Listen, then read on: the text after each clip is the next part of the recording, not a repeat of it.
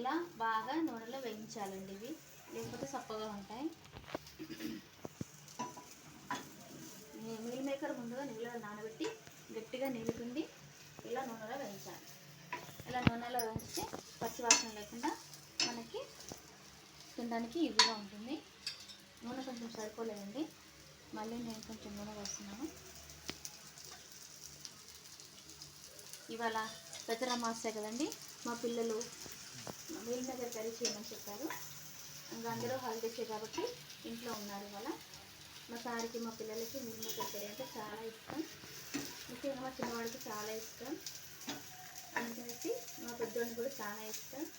నేను ఈ కర్రీ చేస్తున్నానండి. ఇది బాగా వేయించాలి. వేయించాక దీంట్లో కొద్దిగా పసుపు,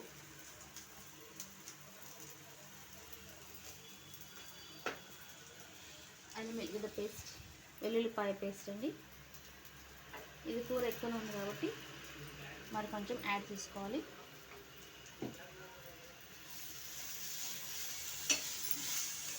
ఇలా వేయించుకోవాలి. ఫస్ట్ మొదటిగా పసుపు, అల్లం వెల్లిగడ్డ, మీల్ మేకర్ ముక్కలు, ఇవి మన కూర చేస్తే మంచి మటన్ ముక్కల్లా ఉంటుందండి. పిల్లలు చాలా ఇష్టంగా తింటారు. ఇది కర్రీలోనైనా అన్నంలోనైనా చపాతీలోనైనా ముంచుకొని తింటే చాలా టేస్టీగా ఉంటుంది. ఇలా వేయించుతూనే ఉండాలి. ఓకేనా అండి. ఇప్పుడు ఇలా బాగా కలుపుకోవాలి. తర్వాత కారం అండి, మా అమ్మ వాళ్ళ ఇంటి నుంచి ఒరిజినల్ మిరపకాయలు పట్టించిన కారం అండి. ఇది 2 స్పూన్లు వేయాలి. మన కూరకు సరిపడినంత వేసుకోవాలి.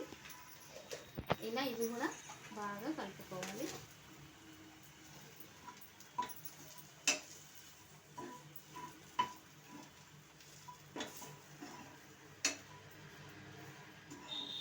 ఇలా ఉప్పు కారాలు మీల్ మేకర్ ముక్కలకి పట్టిస్తే కూర మంచి టేస్ట్గా అవుతుంది.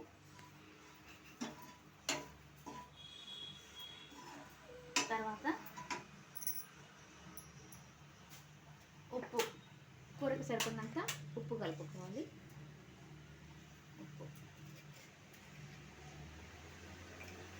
ఇవాళ హాలిడే కాబట్టి మా ఇంట్లో మా పిల్లలు, మా ఆయన అందరూ ఇంట్లోనే ఉన్నారు. వాళ్ళకి ఇష్టం అనేసి నేను ఈ కర్రీ చేస్తున్నానండి. నచ్చితే లైక్ చేయండి, షేర్ చేయండి, బెల్ బటన్ నొక్కండి.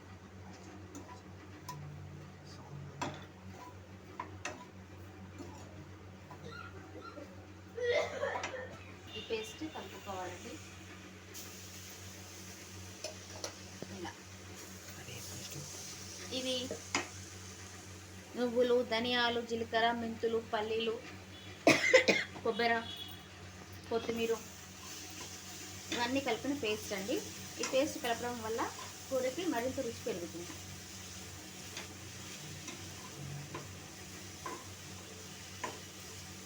ఇలా ఇలా మంచిగా కలుపుకోవాలి.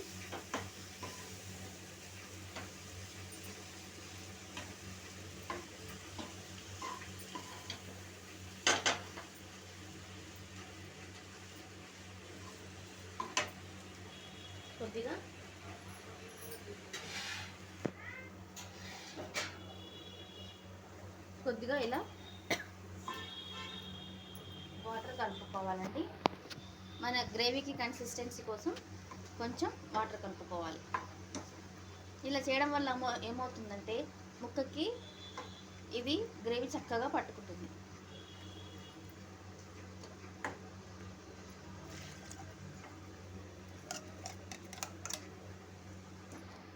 చూడండి స్మెల్ ఎంత చక్కగా వస్తుందో.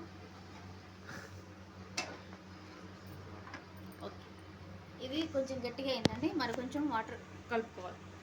ఇలా ఏది మసాలా వేస్ట్ కాకుండా చక్కగా నీట్గా కిచెన్ అంతా శుభ్రంగా నీట్గా పెట్టుకోవాలి. జారు కూడా శుభ్రంగా కడుక్కోవాలి.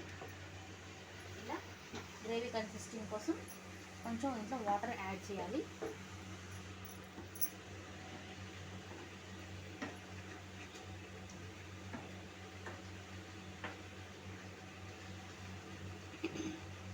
దీంట్లో కొంచెం చింతపండు పులుసు కూడా కలిపానండి పులుపుదనం కోసం.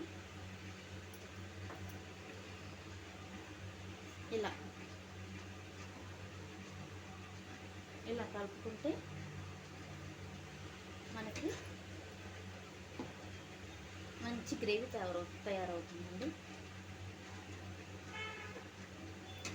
ఈ నూనె పైకి వచ్చేంత వరకు మనం దీన్ని ఉడకబెట్టాలి.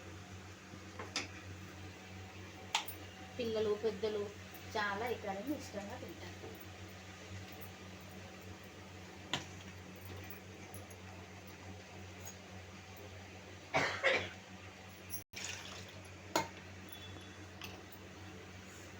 దీనికి కాంబినేషన్ ఇది చపాతీలోనైనా అన్నంలోనైనా కలుపుకొని తింటే బాగుంటుంది. పక్కన పెరుగు రైతా, అది ఎలా చేయాలో కూడా మీకు ఇప్పుడు చూపిస్తాను.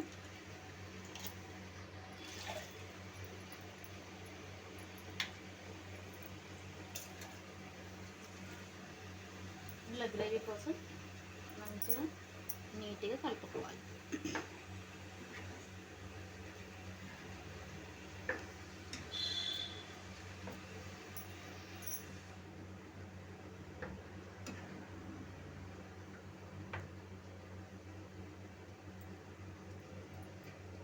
కొంచెం టేస్ట్ ఎలా ఉందో చూడాలి.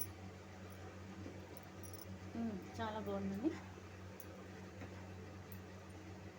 మరి కొంచెం వాటర్ కలుపుకోవాలి.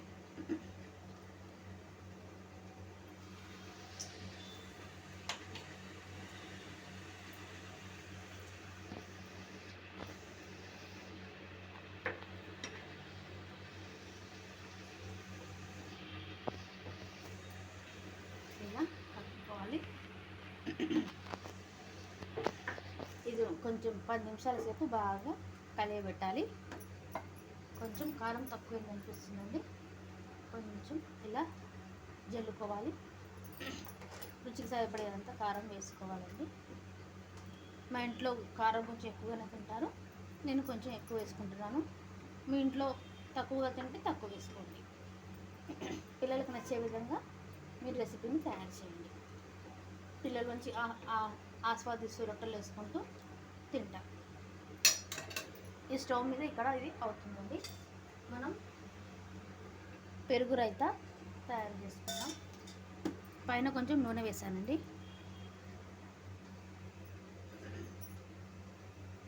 ఇప్పుడు ఇది కొద్దిసేపు ఉంచుదామండి.